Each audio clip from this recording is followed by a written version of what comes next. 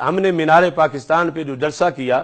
تو فضائیں لبیک یا رسول اللہ صلی اللہ علیہ وسلم سے معطر ہوئی تھی،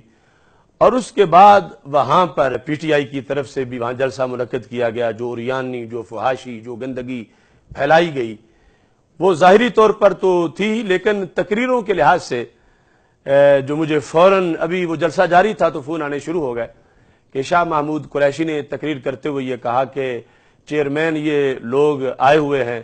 اور یہ کہہ رہے ہیں کہ آپ نے جب بھی بلایا تو ہم آ گئے، اور آپ نے جب بلایا تو ہم نے کہا لبیک اللہم لبیک۔ اے چیئرمین انہوں نے تجھے کہا لبیک اللہم لبیک۔ چیئرمین جب تو نے پکارا ہم نے کہا لبیک اللہم لبیک، لیکن آج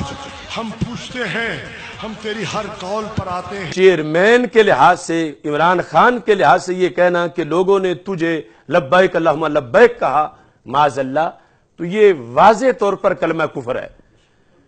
یعنی صرف اگر لبیک ہوتا تو پھر بات اور تھی کہ انہوں نے کہا تم نے بلایا تو انہوں نے لبیک کہا، یعنی انہوں نے کہا ہم آ گئے، ہم حاضر ہیں۔ اگرچہ عمران خان جیسے اور اس کی دعوت کے لحاظ سے تو وہ لفظ بولنے کا بھی کوئی تک نہیں بنتا، لیکن پھر بھی یہ غلطی اتنے بڑے انداز کی نہیں تھی جو اب ہوئی کہ یہ انہوں نے تو آپ نے بلایا تو انہوں نے کہا تجھے کہ لبیک اللہم لبیک، کہ عمران خان ہم حاضر ہیں، اے اللہ ہم حاضر ہیں۔ تو اس سے یعنی واضح طور پر ترجمہ جو بن رہا ہے اس عربی جملے کا کہ معاذ اللہ ان لوگوں نے کہا کہ عمران تو اللہ ہے اور اے اللہ ہم تیرے لیے حاضر ہیں،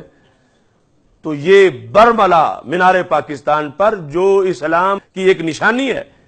وہاں یہ کلمہ کفر بولا گیا اور لائیو پوری دنیا پہ جا رہا تھا، اور جو سٹیر پر وہاں بیٹھے تھے ان کو کوئی ایک بندہ بھی ایسا رجل الرشید نہیں تھا کہ جو چلو اس نے بولا تھا اس کے بعد فوراً اس کی تردید کرتے، فوراً اس سے توبہ کرواتے کہ تم کلمہ کفر بول رہے ہو اور یہ تم کیا کر رہے ہو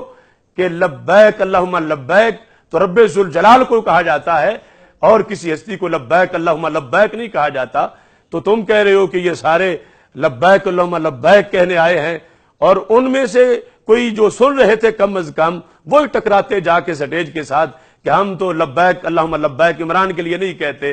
اور ہم تو اللہ کو ہی لبیک اللہم لبیک کہتے ہیں۔ تو ایسا بالکل نہ ہوا اب تک، یعنی اتنے دن گزرنے کے باوجود بھی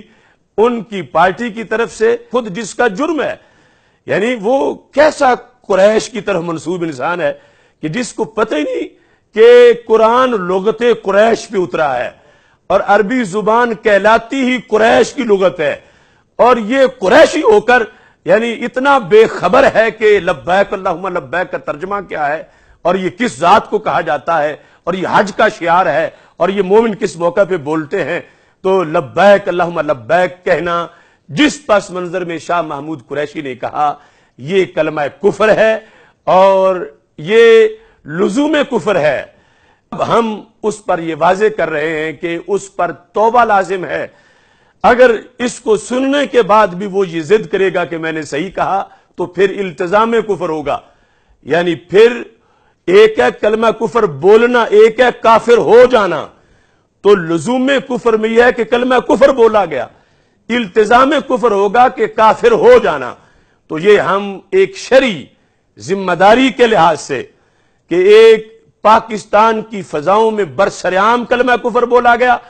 کہ جو لفظ رب ذوالجلال کے لیے بولا جاتا ہے وہ ایک عام بندے کے لیے بولا گیا، اور اس بندے کا کردار بھی سامنے آیا، کوئی نیک پارسا بھی ہو بندہ آج کے لیڈروں میں، اس کے لیے بولنا بھی ناجائز کفر ہے، اور وہ تو ہے ہی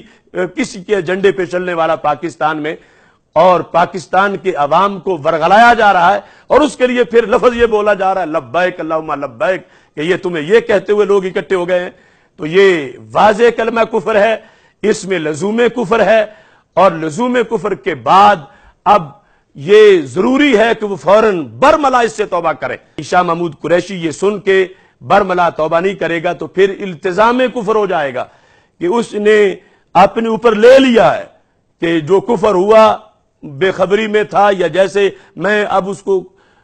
قبول کر رہا ہوں کہ میں کروں گا ایسا، یا میں نے جو کیا میں اس پہ قائم ہوں، تو پھر التزام کفر ہو جائے گا، اور التزام کفر سے بندہ کافر ہو جاتا ہے۔ تو اس سلسلہ میں ایک تو ان سیاسی منڈی مویشیاں بنائی ہوئی ہے، کوئی دیکھا کریں کہ تقریر کس نے کرنی ہے، اور یہ ان کا چوٹی کا مقرر ہے اور وہ کفر بول رہا ہے اور کفر پر جلسے ہو رہے ہیں، تو نظام کیا بدلے گا؟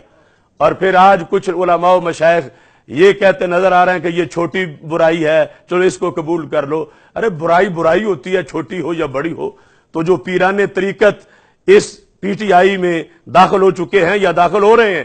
وہ فوراً اس پر نوٹس لیں، اور یہ جو کلمہ کفر علی اعلان بولا گیا ہے اس پر اپنی جماعت کے لیڈروں کو فوراً متوجہ کریں اور ان سے توبہ کروائیں، اور ایسے